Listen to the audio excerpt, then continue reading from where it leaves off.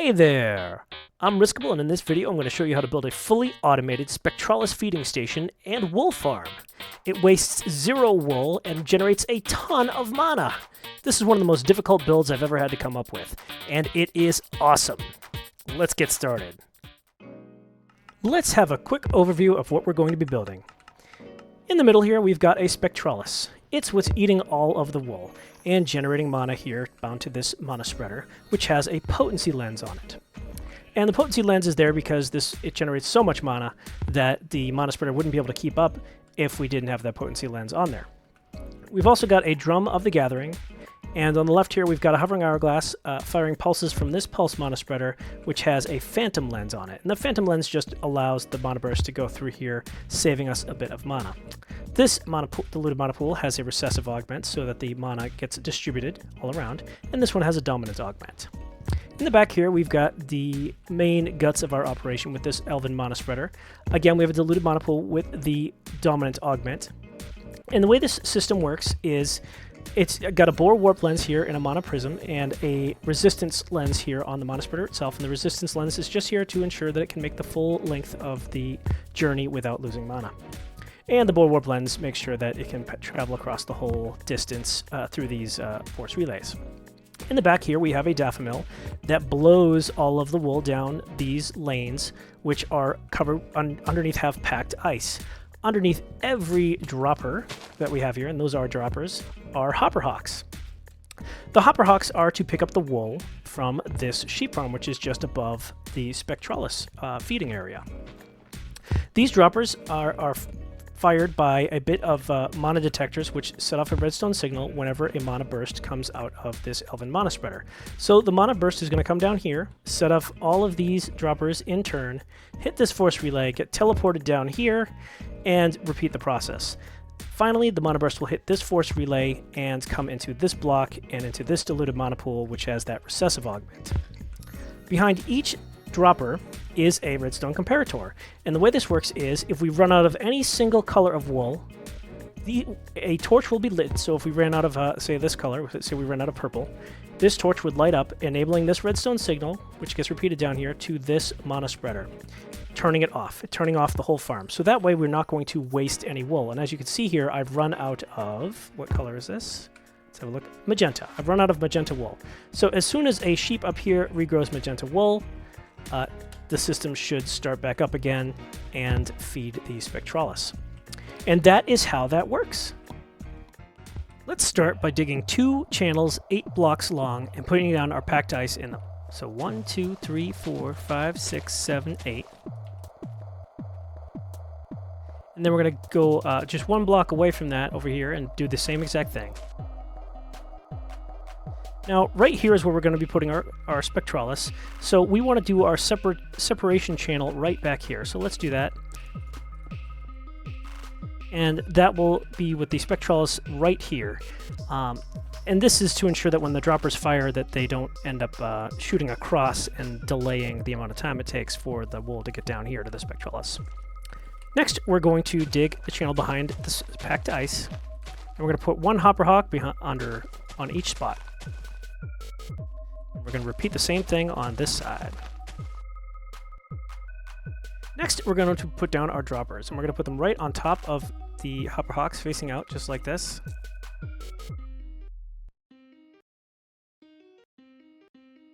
Now we want to put item frames on every one of these droppers. Now we're going to put every color of wool in these droppers, starting with white here, working our way down, and then continuing down here and to the end.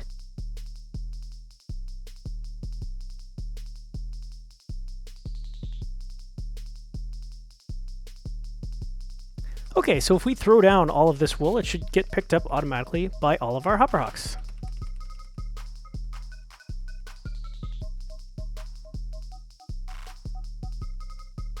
Awesome. Now let's build our supporting infrastructure that's going to go around our droppers here. So what we're going to do is we're going to build up 4 from here. So 1, 2, 3, 4. And this is where our mana spreader is going to sit. So let's put that down. And we want it to be facing this direction. And now we're going to put down a mana prism right in front of that.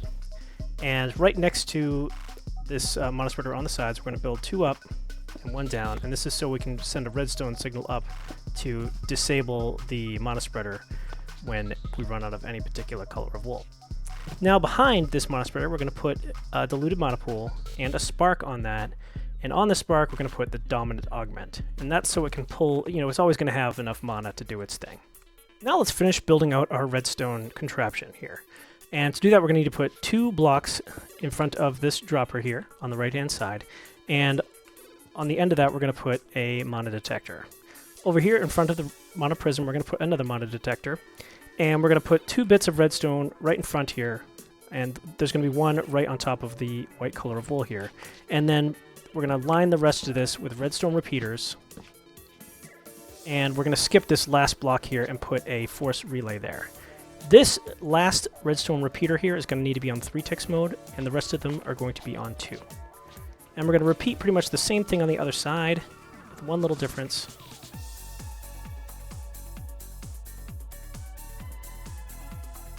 And on this side, we're actually just going to put a force relay out 2 blocks. And that's just to add a little bit of delay between when the mana burst completes its rounds here. So now let's go ahead and bind these force relays. Well, we're going to bind this one, but not that one. Bind this one to the mana detector itself, so that when a mana burst comes down here, it will go right through here, setting off the next chain of events. And we'll take care of that force relay in a little bit. Now let's put down a mana pool. We're going to want to put it back just a little bit over here with a spark on it. And this spark is going to get the recessive augment. And that's so that it distributes its mana to any nearby mana pools. And on the back here, we're going to put a redstone mana spreader pointing right at this mana pool. Now we're going to put down our Spectrolus. And this Spectrolus should bind automatically to that mana spreader. Let's just double check that. Awesome. And on the back here, we're going to put down a daffodil flower. This daffodil is going to blow, let's put this in function mode, it's going to blow all of the wool down this chain here. And we'll make sure that it's bound to that mana pool. Excellent. So whenever this mana pool gets mana, this daffodil should blow the wool. Now let's put down our redstone comparators. So let's put the mana spreader here, and we're going to need redstone torches as well for this phase of the build. We're going to put down redstone comparators behind every dropper. So let's go ahead and do that. Now in front of every comparator, we're going to put a block. And on every one of these blocks, we're going to put a redstone torch. And because I've already fed them some wool, they are turning off because there's wool inside of each one of these droppers. In front of every one of these torches, we're going to put down a little bit of redstone. And it's going to come around and up here onto this mana spreader. But on the right-hand side here, the signal from this end all the way to the mana spreader is a bit too long, so we're going to put down a redstone repeater at the corner here to complete the signal and make sure that it gets strong enough signal down here to the repeater. Sorry, to the spreader. And on this side, we don't need a repeater. We can just run the redstone signal down and around. But we need to put down the blocks as well. Let's do that. Okay, so that is now complete. If we run out of any particular color of wool, the whole system should turn off by disabling this mana spreader. While we're looking at this mana spreader, let's put down the lenses we're going to need. We're going to need the resistance lens, and we're going to need the bore warp lens. The resistance lens is here just to make sure that the mana burst can complete the journey without losses. And the bore warp lens is, well, it's a bore warp lens. It's there to ensure that the mana burst can go through these force relays and warp around. Now let's put down another mana pool here. So let's actually grab a diluted mana pool. Also going to need sparks for this phase of the build. We're going to need a recessive spark, and we're also going to need dominant sparks.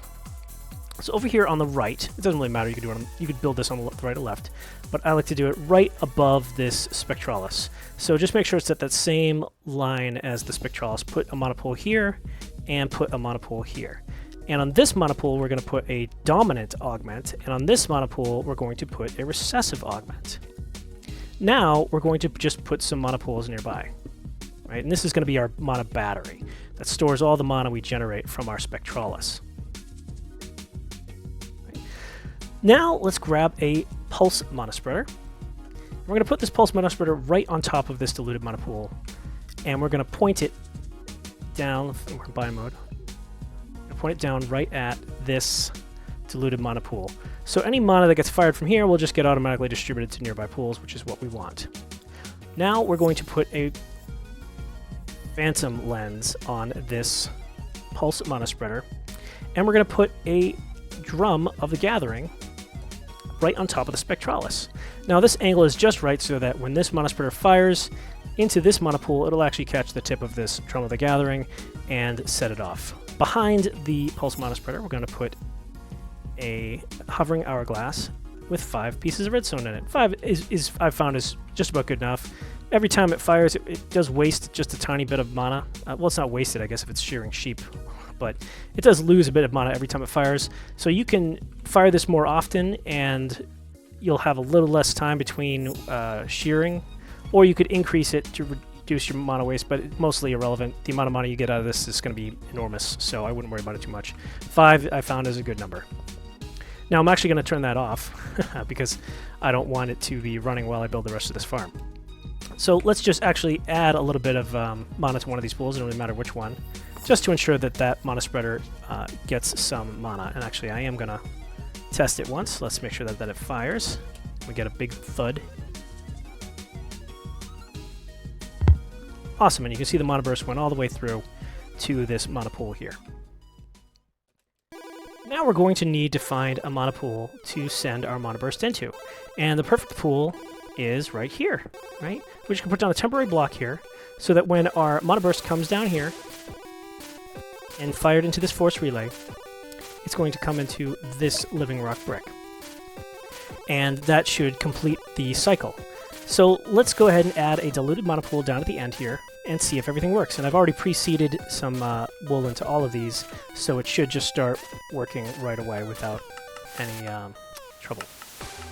Now let's have a look at this Spectrolus and make sure that we're not losing any mana by wasting wool. And this will tell us, because it'll get stuck on one particular color, and you'll see that. So we just need to make sure it's not getting stuck on any colors. Awesome, it looks like it's working just fine. But I did forget something. If you look, you'll notice that the mana bar on the Spectrolus is building up, and that's an awesome problem to have. We're generating more mana than our mana spreader can distribute. So to fix that problem, we're just going to grab Potency Lens. And we'll put that Potency Lens on the mana spreader that the Spectrolus is bound to. And the Potency Lens, if you don't know, just doubles the amount of mana per mana burst, and it also cuts the speed at which it travels in half, I think. I think it's a half. But since the mana spreader is right next to the mana pool, the speed is mostly irrelevant. All we care about is that it just doubles the mana output. So if we look at the Spectrolus now, we should see that its mana bar is nice and empty. Awesome. That means it's distributing its mana as fast as possible, and there's no mana backup. Or losses, which is nice. So that's it. That's how you build the Spectrolus, the fully automated Spectrolus feeding station here. And the only thing left to do is just to build a sheep farm, and that's really just a piece of cake. You just need to put them somewhere nearby. And let's actually go ahead and put some sand back in that hovering hourglass so you can see the full operation here. So every 5 seconds, it's going to fire into this drum of the gathering, which will shear nearby sheep. And the range of the drum of the gathering is like 10, the radius is 10 blocks in all directions, so it's going to be like way out here, all the way around. And it actually goes many blocks up as well, so like sheep that are way up here in this corner where I'm standing, or where I'm flying I should say, will actually get sheared and picked up by the hoverhawks, which also have an increased range. But one thing I actually recommend that you do, which I almost forgot, is grab yourself a Floral Obedience Stick. Now, what the Floral Obedience Stick does is if you right-click on a mana pool, let's go ahead and do that, all nearby flowers will bind to that mana pool. Now, the reason why I'm doing that is just to make sure that all of the Hopperhawks underneath these droppers are getting mana and getting the maximum amount of range that they can. It's much easier than trying to like dig underneath and rebind them all after you've put down the mana pools. Now let's talk about building a sheep farm. The range of the Drum of the Gathering it's a radius of 10 blocks, which is kind of enormous. But because we're a little bit off-center here, we're actually not going to use the full range. And another thing that you want to keep in mind is that you don't want to build it right above here. You want to build it just 2 blocks up from there, so that when we build out in this direction, we don't interfere with our redstone signal. So what I'm going to do is I'm going to build out the full range of the Drum of the Gathering just to show you what it is, and then I'm going to, pull it in a little bit to just keep it within the range of the Hopperhawks, and I'll be right back.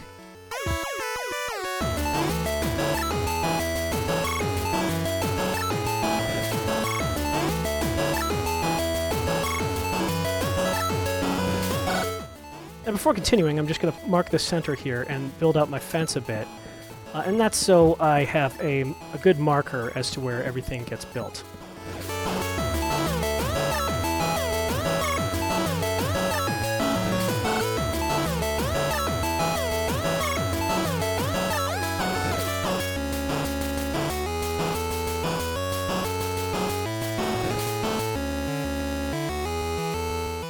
So this is the effective range of that Drum of the Gathering here.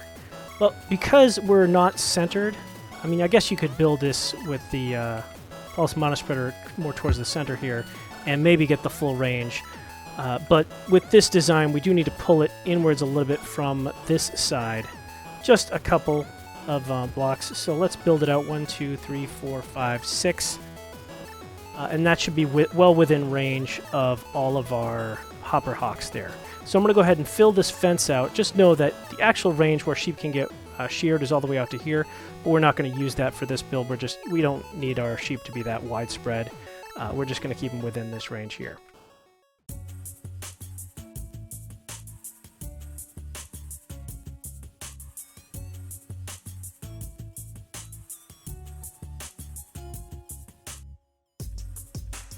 Okay, that's where we're going to be storing our sheep.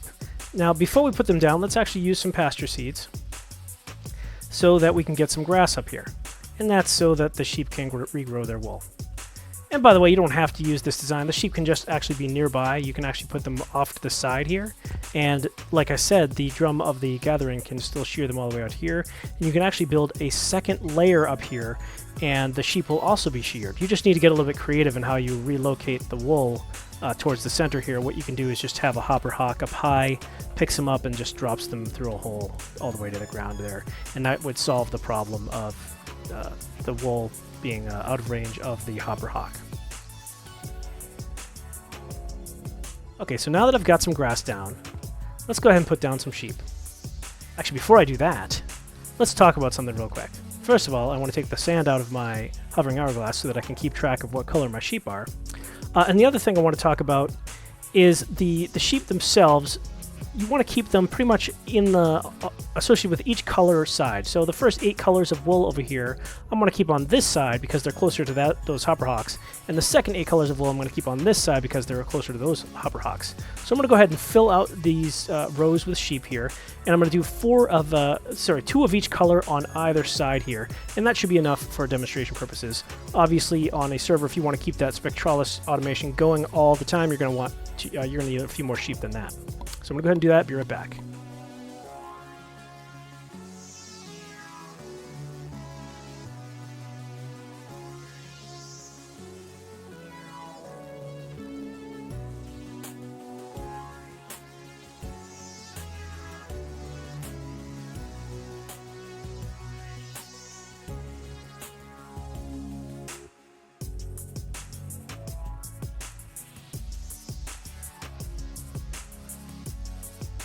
Okay, there we go. We have 2 of every color of sheep. And they've got grass, so their wool will regrow over time. So let's go ahead and put the sand back in our hovering hourglass. And our Spectrolus automation should actually right away pick up some sheep, whatever color's missing. I think that's magenta. On the very first fire here, maybe in the second one. Should get going again. Let's get our wand of the forest so we can see what color it's doing. Yep, look at that. So now we've got a fully automated Spectrolus farm with a sheep farm nearby to keep it fed. Look at that. It works. And like I said, you'll probably want to fill this out with a bit more sheep. Just be aware that you can only have so many sheep per area here because the grass does need time to regrow and for the sheep to wander over them. So it's not particularly easy to keep track of. And if you want to add more sheep, you're definitely going to want to remove the sand from that hovering hourglass or shoot at it with your mana blaster to turn it off. Wait for all the sheep to regrow so you can see what color their wool is so you can keep track. So you're not basically having more of one more color than you need. And that's it, folks. That's your fully automated Spectrolus feeding station and sheep farm. Okay, that's it, guys. I hope you enjoyed this video, and don't forget to leave a like or comment.